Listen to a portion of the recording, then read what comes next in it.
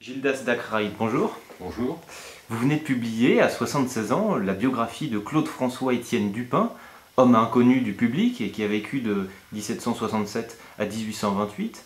Alors, quelles circonstances vous ont amené à vous intéresser à lui et plus généralement à vous mettre à écrire, car ce n'est pas votre premier livre, un âge qui, sans être canonique, n'est plus la jeunesse pour autant? Alors, il est vrai que, comme disent les chasseurs, je ne suis pas un perdreau de la veille. Je suis rentré à l'école navale à 18 ans. Les dernières fonctions de magistrat de la juridiction administrative ont pris fin à 71 ans. Autrement dit, je suis resté un demi-siècle au service de l'État, c'est-à-dire, ce qui est plus juste, au service des citoyens. J'ai toujours aimé écrire, mais la vie militaire ne s'y prête guère. Les fonctions de magistrat de la juridiction administrative sont jalonnées d'études de dossiers, de notes, de conclusions de commissaires de gouvernement, qu'on appelle aujourd'hui rapporteur public. Il faut être ordonné, concis, précis, si possible pertinent sur le fond. Tout cela est très stimulant intellectuellement, mais écrire un livre, c'est autre chose. La retraite a apporté la chose qui manquait, le temps. Et avec le temps, l'idée est venue, pourquoi pas, de se lancer un défi à soi-même et de se lancer dans l'aventure, même si on savait a priori, je savais a priori que le chemin était long et que la modestie s'imposait. Mais je me suis lancé. Alors, pourquoi Étienne Dupin, puisque l'on peut s'en tenir à son prénom usuel, vous a-t-il intéressé?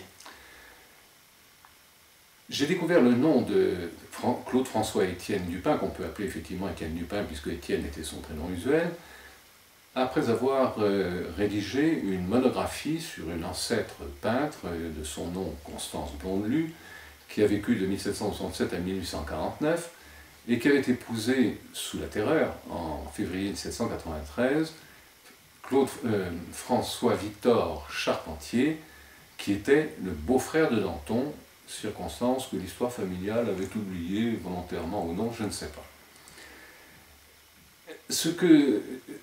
Puis ensuite, j'ai écrit un roman historique concernant François-Victor Charpentier, parce que les faits démontrent que, sous la Grande Terreur, il était employé de l'agent national de la Commune de Paris, et que les 9 et 10 et 11 Thermidor, il s'en est sorti, puisqu'il est décédé en 1810, alors que 95 de ses collègues, si on peut dire, étaient passés à la guillotine.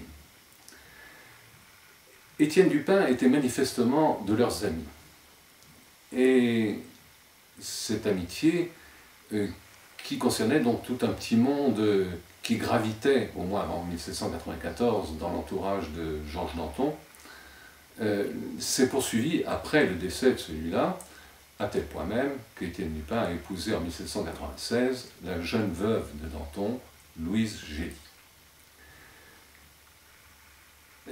Il m'avait semblé, disons, c'est une impression, une intuition que j'avais eue au vu de ses premières recherches, qu'Étienne Dupin, qui était alors secrétaire général du département de Paris, était un homme pondéré, modéré, et qui avait réussi, malgré les convulsions politiques, et de celles qu'elles c'était, à œuvrer pour le bien du plus grand nombre, c'est-à-dire en faisant faire ce qui devait être fait dans la compétence du département de Paris. Puis j'en étais resté là. J'ai reçu une lettre d'un descendant d'Étienne Dupin, qui m'a dit avoir apprécié la monographie, puis le roman historique, et qui m'a suggéré de me lancer dans la rédaction de la biographie de ses ancêtres, en me proposant de me communiquer les archives familiales. J'ai accepté, et au vu de ces archives familiales, puis des recherches complémentaires évidemment que j'ai dû faire, mon impression a été confirmée concernant Étienne Dupin. Étienne Dupin, de 1791 à 1799, a été la cheville ouvrière du département de Paris, puis de la Seine. À une époque où les administrateurs élus, qui avaient le pouvoir de décision, pensaient surtout à sauvegarder leur tête et la conserver sur leurs épaules, lui, secrétaire général adjoint, puis secrétaire général, faisait le travail. C'est-à-dire que les bureaux travaillaient, que les décisions étaient préparées, et qu'il faisait signer ces décisions à des administrateurs qui s'en souciaient peu, mais moyennant quoi le travail était vraiment fait. Il y fallait sûrement de l'obstination, du courage, et une bonne dose d'habileté. Étienne Dupin s'est rallié sans le moindre état d'âme à Bonaparte quand le 18 Brumaire a eu lieu, et dès avril 1800, il a été nommé préfet du département des Deux-Sèvres, où, pas plus que 4 mois avant, l'appel Montfaucon avait mis fin à l'insurrection vendéenne dont l'origine avait pris son origine dans le nord de ce département, c'est-à-dire dans le Bocage.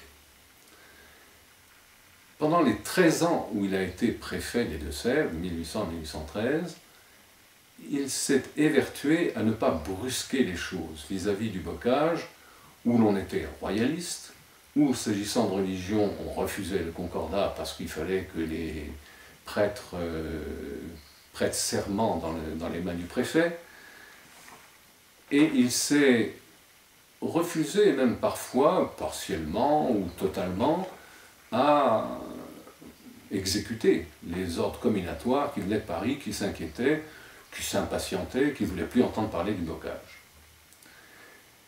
Dans le même temps, il a fait réaménager le réseau des routes, fait curer les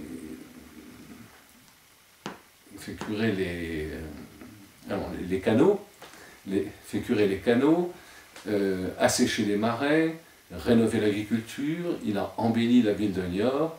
Bref, il a laissé un excellent souvenir dans l'esprit des Deux-Sévriens, souvenir qui est encore perpétué de nos jours par les historiens locaux ou régionaux. En 1813, il fut mis fin à ses fonctions, il en conçut peut-être un peu d'amertume, mais enfin, 13 ans, c'était quand même un bail pour un préfet, et il fut nommé maître des comptes à la Cour des comptes à Paris, où, en plus de ses fonctions normales, toujours soucieux d'être utile, il rédigea plusieurs livres, soit sur les Deux-Sèvres, soit plus généralement sur l'histoire de l'administration communale, livre qui, même encore de nos jours, du point de vue historique, est loin d'être sans intérêt. Étienne Dupin et son épouse Louise ont eu 6 enfants, dont 2 survécurent et eurent la descendance. Ils sont enterrés tous les 2 à Montparnasse, et il me semble que sa personnalité, la façon, dans des circonstances politiques extrêmement difficiles où il a œuvré, mérite que l'on le connaisse un peu mieux.